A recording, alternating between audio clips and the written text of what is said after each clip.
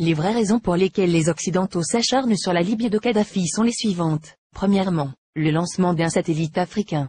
C'est Kadhafi qui offre à toute l'Afrique un satellite de télécommunication, et opère la première vraie révolution des temps modernes. Ce satellite appelé RASCOM assure la couverture universelle du continent, pour la téléphonie, la télévision, la radiodiffusion, et de multiples autres applications telles que la télémédecine et l'enseignement à distance. Pour la première fois, une connexion à bas coût devient disponible sur tout le continent, jusque dans les zones rurales grâce au système, par pont radio WMAX. Cette histoire démarre en 1992, lorsque 45 pays africains créent la société RASCOM pour disposer d'un satellite africain et faire chuter les coûts de communication sur le continent. Téléphoner de et vers l'Afrique était alors le tarif le plus cher au monde, parce qu'il y avait un impôt de 500 millions de dollars que l'Europe encaissait par an sur les conversations téléphoniques, même à l'intérieur du même pays africain, pour le transit des voix sur les satellites européens comme Intelsat. Un satellite africain coûtait juste 400 millions de dollars payables une seule fois, et ne plus payer les 500 millions de locations par an. Quel banquier ne financerait pas un tel projet? Mais l'équation la plus difficile à résoudre était: comment l'esclave peut-il s'affranchir de l'exploitation servile de son maître, en sollicitant l'aide de ce dernier pour y parvenir? Ainsi, la Banque mondiale, le FMI, les États-Unis, l'Union européenne, ont fait miroiter inutilement ces pays pendant 14 ans. C'est en 2006 que Kadhafi met fin au supplice de l'inutile mendicité. Aux prétendus bienfaiteurs occidentaux pratiquant des prêts à taux usuraires, le guide libyen a ainsi mis sur la table 300 millions de dollars, la Banque africaine de développement a mis 50 millions, la Banque ouest-africaine de développement, 27 millions, et c'est ainsi que l'Afrique a depuis le 26 décembre 2007 le tout premier satellite de communication de son histoire.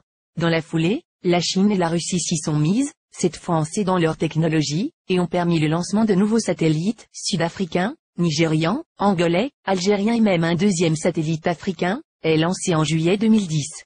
Et on attend pour 2020, le tout premier satellite technologiquement 100% africain, est construit sur le sol africain, notamment en Algérie.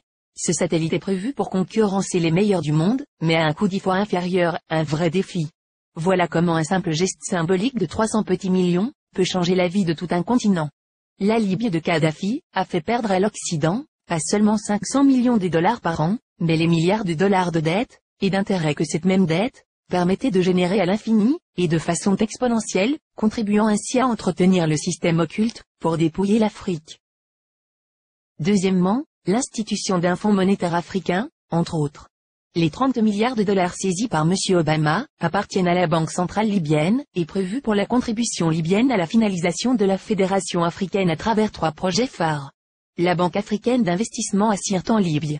La création dès ce 2011 du Fonds monétaire africain, avec un capital de 42 milliards de dollars, avec Yaoundé pour siège. La Banque centrale africaine, avec le siège à Abuja au Nigeria, dont la première émission de la monnaie africaine, signera à la fin du franc CFA grâce auquel Paris a la main mise sur certains pays africains depuis 50 ans. On comprend dès lors et encore une fois la rage de Paris contre Kadhafi. Le Fonds monétaire africain doit remplacer en tout, et pour toutes les activités, sur le sol africain du Fonds monétaire international, qui avec seulement 25 milliards de dollars de capital, a pu mettre à genoux tout un continent, avec des privatisations discutables, comme le fait d'obliger les pays africains à passer d'un monopole public vers un monopole privé. Ce sont les mêmes pays occidentaux qui ont frappé à la porte, pour être aussi membres du Fonds monétaire africain, et c'est à l'unanimité que le 16 au 17 décembre 2010 à Yaoundé les Africains ont repoussé cette convoitise, instituant que seuls les pays africains seront membres du Fonds monétaire africain. Il est donc évident qu'après la Libye la coalition occidentale déclarera sa prochaine guerre à l'Algérie, car, en plus de ressources énergétiques énormes, ce pays dispose d'une réserve monétaire de 150 milliards d'euros. Ce qui devient la convoitise de tous les pays qui bombardent la Libye, et qui ont tous quelque chose en commun, ils sont tous financièrement en quasi-faillite, les États-Unis à eux seuls ont 14 000 milliards de dollars de dettes, la France, la Grande-Bretagne et l'Italie ont chacun environ 2 000 milliards de dettes publiques alors que les 46 pays d'Afrique noire ont au total moins de 400 milliards de dollars de dettes publiques. Créer des fausses guerres en Afrique dans l'espoir de trouver de l'oxygène pour continuer leur apnée économique, qui ne fait que s'empirer, ne fera qu'enfoncer les Occidentaux dans leur déclin, qui a débuté en 1884, lors de la fameuse conférence de Berlin. Car comme l'avait prédit l'économiste américain Adam Smith, en 1865, dans son soutien à Abraham Lincoln, pour l'abolition de l'esclavage, l'économie de tout pays, qui pratique l'esclavage des Noirs, est en train d'amorcer une descente vers l'enfer, qui sera rude le jour où les autres nations vont se réveiller.